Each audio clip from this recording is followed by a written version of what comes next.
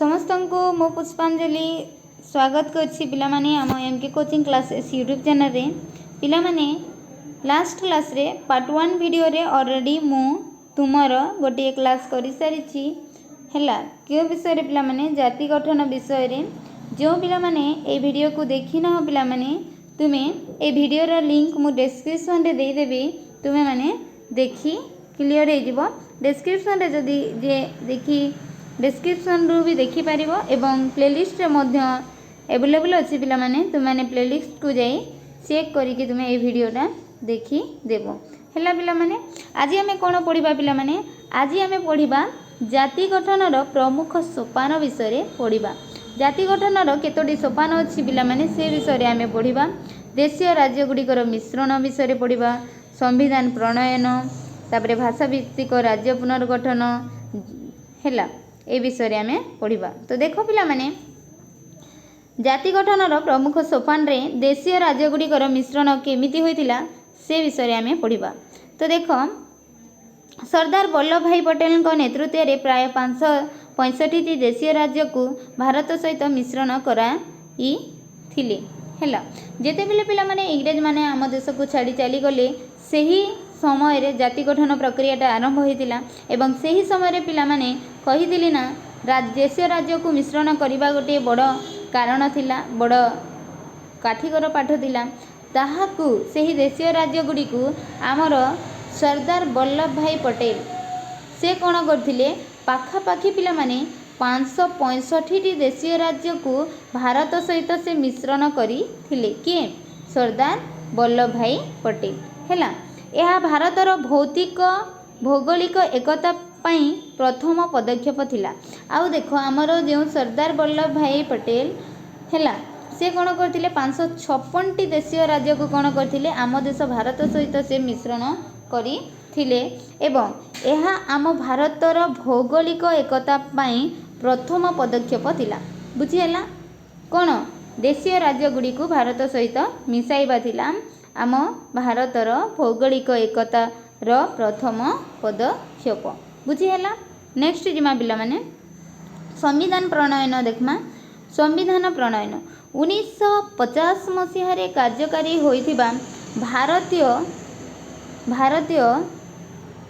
जाति गठनर मूलदुआ संविधान धर्मनिरपेक्षता, समानता एवं न्याय उपरे आधारित, जहाँ प्रत्येक नागरिकों को सुरक्षा प्रदान करी।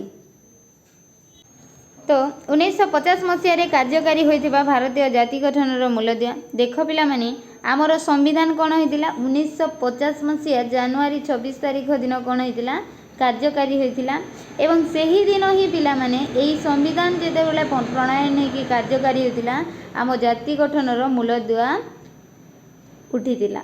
बुझी हैला। तापरे देख पिला माने संविधान जेते बेले प्रणयन करा गला पिला माने आम देशर प्रत्येक नागरिक को धर्मनिरपेक्षता, समानता, न्याय उपरे आधारित, जहाँ प्रत्येक नागरिक को कौन करागला सुरक्षा प्रदान करागला। जदि पिला माने इंग्रेज माने आसीबा पूर्वर आम देश रे संविधान प्रणयन होई थांता ताहेले इंग्रेज माने आम देश को प्रवेश करि पारि न थांते, आमको शासन करि पारि न थांते। इंग्रेज माने चली जेबा परे जेते बेले आमर संविधान प्रणयन करागला सही संविधान रे समस्त को धर्मनिरपेक्षता अधिकार प्रदान करा जायछि। पिला माने संविधान रे सही अधिकार अछि, आमे चाहिले हिंदू भी हेई परिबा, आमे ख्रिस्टियन, आमे मुसलमान हेई परिबा, किए आमको अटकाई पारिबे नाही बा किए आमको गाली गुलज करिवे नाही। एवं समानता अधिकार, आमे देश रे जेहेतु अछि जाति धर्म वर्ण निर्विशेष रे आमे समस्ते भारतीय, आमको सही अधिकार मिलिछि पिला माने हैला। एवं न्याय मध्य आमको देइछंती हैला। प्रत्येक नागरिकों को सुरक्षा प्रदान करिछि कि संविधान। आज जदि तुमे माने सुरक्षित भाव रे घरे अछ ताहेले सेही संविधान आमको सेही सुरक्षा प्रदान करिछि। बुझी हैला पिला माने। नेक्स्ट पिला माने जिमा भाषा भित्तिक राज्य पुनर्गठन। भाषा को नहीं सृष्टि होइतिबा विवाद को समाधान करिबा पई 1956 मसीह रे भाषा भित्तिक राज्य पुनर्गठन करागला, जहाँ स्थानीय आकांक्षा को पूरण करिबारे सहाय्य करागला। पिला माने देखो भारत होइछि विभिन्न भाषाभाषीर देश। एही माटी रे अनेक भाषाभाषीर लोक माने बसवास करंती। ହେଲା ଯେମିତିକି ତେଲୁଗୁ ଓଡ଼ିଆ ମରାଠୀ ବଙ୍ଗାଳୀ ହିନ୍ଦୀ ଇଂଲିଶ ଅନେକ ଭାଷାଭାଷୀର ଲୋକମାନେ ଆମ ଦେଶରେ ବସବାସ କରନ୍ତି। ସେହି ଭାଷାକୁ ନେଇ ସେମାନଙ୍କ ଭିତରେ କ'ଣ ଉପୁଜିଥିଲା ପିଲେ ବିବାଦ ସୃଷ୍ଟି ହୋଇଥିଲା ହେଲା ସେମାନଙ୍କ ମଧ୍ୟରେ ବିବାଦ ସୃଷ୍ଟି ହୋଇଥିଲା ଏବଂ 1956 ମସିହାରେ ଭାଷା ଭିତ୍ତିକ ରାଜ୍ୟ ଗଠନ କରାଗଲା ଏବଂ ସେହି ବିବାଦକୁ ସମାଧାନ କରିବା ପାଇଁ ପିଲାମାନେ 1956 ମସିହାରେ ଭାଷା ଭିତ୍ତିକ ରାଜ୍ୟମାନେ ଗଠନ କରାଗଲା ଭାଷାକୁ ନେଇ ଯେମିତି ଦେଖ ଆମର ସ୍ୱତନ୍ତ୍ର ଭାଷା ଓଡ଼ିଆକୁ ନେଇ ଓଡ଼ିଆ ଉତ୍କଳ ପ୍ରଦେଶ ଗଠିତ ହେଲା 1936 ମସିହା ଏପ୍ରିଲ 1 ତାରିଖରେ ତୁମେ ଜାଣିଛ ପିଲାମାନେ ହେଲା ତ ଯାହା ସ୍ଥାନୀୟ ଆକାଂକ୍ଷାକୁ ପୂରଣ କରିବାରେ ସାହାଯ୍ୟ କଲା ଏବଂ ଭାଷାଭିତ୍ତିକ ରାଜ୍ୟ ପୁନର୍ଗଠନ ଯେତେବେଳେ ହେଲା ପିଲାମାନେ ଲୋକମାନଙ୍କର ଯେଉଁ ଆଶା ଭରସା ଆକାଂକ୍ଷା ଇଚ୍ଛା ଥିଲା ତାହା ସବୁ ପୂରଣ ହେବାରେ ସାହାଯ୍ୟ କଲା ବୁଝିହେଲା ପିଲାମାନେ ହେଲା ନେକ୍ସଟ ଯିମା ଜାତି ଗଠନ ପଥରେ ଥିବା ପ୍ରତିବନ୍ଧକ ଯେତେବେଳେ ପିଲାମାନେ ଗୋଟେ ଜାତି ଗଠନ ପ୍ରକ୍ରିୟାଟା ଆରମ୍ଭ ହେଲା ଭାରତରେ ସେହି ସମୟରେ ଅନେକ ପ୍ରତିବନ୍ଧକ ଆସିଥିଲା ଯେମିତିକି ଅନେକ ବାଧାବିଘ୍ନ ଆସିଥିଲା ଭାରତର ଏକତାକୁ ଦୁର୍ବଳ କରୁଥିବା କେତୋଟି ମୁଖ୍ୟ କାରକ ବା ମୁଖ୍ୟ ପ୍ରତିବନ୍ଧକ ବିଷୟରେ ଆମେ ପଢ଼ିବା ଏବେ କ'ଣ କ'ଣ ସେହି ପ୍ରତିବନ୍ଧକ ବା ସେହି କାରକ ଦେଖ ପିଲାମାନେ ସାମ୍ପ୍ରଦାୟିକତାବାଦ ପ୍ରଥମ ପ୍ରତିବନ୍ଧକ କ'ଣ ପିଲାମାନେ ଆମ ଭାରତର ଜାତି ଗଠନ ପ୍ରକ୍ରିୟାରେ ପ୍ରଥମ ପ୍ରତିବନ୍ଧକ ସାଜିଥିଲା କମ୍ୟୁନାଲିଜିମ୍ ସାମ୍ପ୍ରଦାୟିକତାବାଦ ଯେମିତିକି ଦେଖ ଧର୍ମ ନାମରେ ବିଭେଦ ସୃଷ୍ଟି କରିବା ଧର୍ମ ନାମରେ ବିଭେଦ ସୃଷ୍ଟି କରିବା ପିଲାମାନେ ଏମିତି ଲୋକମାନେ ଅଛନ୍ତି ଯେଉଁମାନେ କି ଧର୍ମକୁ ନେଇ ଅନେକ ବିବାଦ ସୃଷ୍ଟି କରିଥାନ୍ତି ବର୍ତ୍ତମାନ ସମୟରେ ମଧ୍ୟ ସମାଜରେ ଧର୍ମକୁ ନେଇ ଅନେକ ବିବାଦ ଦେଖାଦେଉଛି ତୁମେମାନେ ଜାଣିଛ ହେଲା ସାମ୍ପ୍ରଦାୟିକତାବାଦ ବୁଝିହେଲା ପୁଣି ଦେଖିବା ପିଲାମାନେ ନେକ୍ସଟ କ'ଣ ଆଞ୍ଚଳିକତାବାଦ ଏହି ଅଞ୍ଚଳର ସ୍ୱାର୍ଥକୁ ଦେଶର ସ୍ୱାର୍ଥଠାରୁ ଉର୍ଦ୍ଧ୍ୱରେ ରଖିବା ଦେଖ ପିଲାମାନେ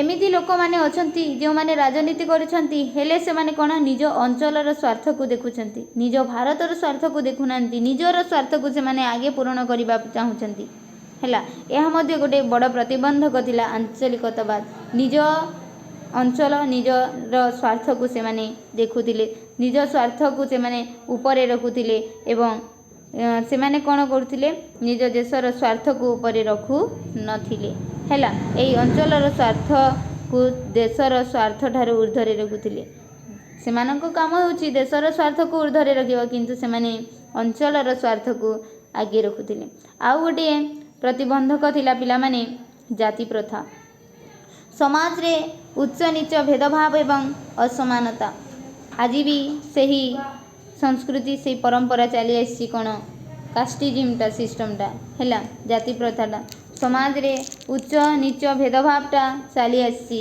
ଅସମାନତା ଭେଦଭାବ ହେଲା ବର୍ତ୍ତମାନ ସମୟରେ ଶିକ୍ଷିତ ଅଶିକ୍ଷିତ ଧନୀ ଗରିବ ଉଚ୍ଚ ନିଚ ଏହି ଭେଦଭାବଟା ଅଛି ସମାଜରେ କିଛି ମାତ୍ରାରେ କେତେକ ଅଞ୍ଚଳରେ ଯିବା ତାହେଲେ ଆମେ ଦେଖିବାକୁ ପାଇବା ତ ସେହି ସମୟରେ ମଧ୍ୟ ଏହି ଉଚ୍ଚ ନିଚ ଭେଦଭାବ ଥିଲା ଅସମାନତା ଭେଦଭାବ ଥିଲା ଏହା ମଧ୍ୟ ଜାତି ଗଠନର ଗୋଟିଏ ପ୍ରମୁଖ ପ୍ରତିବନ୍ଧକ ଥିଲା ଆଉ ଗୋଟିଏ ହେଲା ପିଲାମାନେ ଭାଷାଗତ ବିବାଦ ହେଲା ଭାଷାଗତ ବିବାଦ କ'ଣ ପିଲାମାନେ ହିନ୍ଦୀ ଓ ଅଣହିନ୍ଦୀ ଭାଷାଭାଷୀଙ୍କ ମଧ୍ୟରେ ବିବାଦ ଦେଖାଥିଲା ପିଲାମାନେ ସେହି ସମୟରେ ହିନ୍ଦୀ ଅଧିକାଂଶ ଲୋକ କହୁଥିଲେ ଏବଂ କେତେକାଂଶରେ ଅନେକ ଲୋକ ତେଲୁଗୁ ମଧ୍ୟ କହୁଥିଲେ ମରାଠୀ କହୁଥିଲେ ବଙ୍ଗାଳୀ କହୁଥିଲେ ସେମାନଙ୍କ ମଧ୍ୟରେ ହିନ୍ଦୀ ଭାଷାଭାଷୀ ଏବଂ ଅଣହିନ୍ଦୀ ଭାଷାଭାଷୀର ଲୋକମାନଙ୍କ ମଧ୍ୟରେ କ'ଣ ଦେଖାଦେଲା ପିଲାମାନେ ବିବାଦ ଦେଖାଦେଲା ଏହା ହେଉଛି ପିଲାମାନେ ଜାତି ଗଠନର କେତୋଟି ପ୍ରତିବନ୍ଧକ ବୁଝିହେଲା ପିଲାମାନେ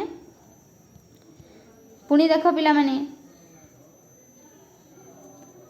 ଯଦି ପିଲାମାନେ ଭିଡ଼ିଓଟି ଭଲ ଲାଗିଛି ନିହାତି ଆମ ୟୁଟ୍ୟୁବ୍ ଚ୍ୟାନେଲକୁ ଲାଇକ୍ ସେୟାର ଆଣ୍ଡ ସବସ୍କ୍ରାଇବ୍ କରିଦେବ ଯଦି ତୁମେମାନେ ପାର୍ଟ 1 ଭିଡ଼ିଓକୁ ଦେଖିନ ତାହେଲେ ତୁମେମାନେ ଆମର ପ୍ଲେଲିଷ୍ଟକୁ ଯାଇ ବା ଡେସ୍କ୍ରିପସନ୍ ଲିଷ୍ଟରେ ମୁଁ ଲିଙ୍କ୍ ଦେଇଦେବି ଭିଡ଼ିଓର ସେଇଥିରୁ ତୁମେମାନେ ଦେଖିପାରିବ ଯଦି ନୋଟ୍ ଦରକାର ଅଛି ତାହେଲେ ଆମର ହ୍ୱାଟ୍ସଆପ୍ ଚ୍ୟାନେଲରେ ମେସେଜ୍ କରିକି ନୋଟ୍ ପାଇପାରିବ।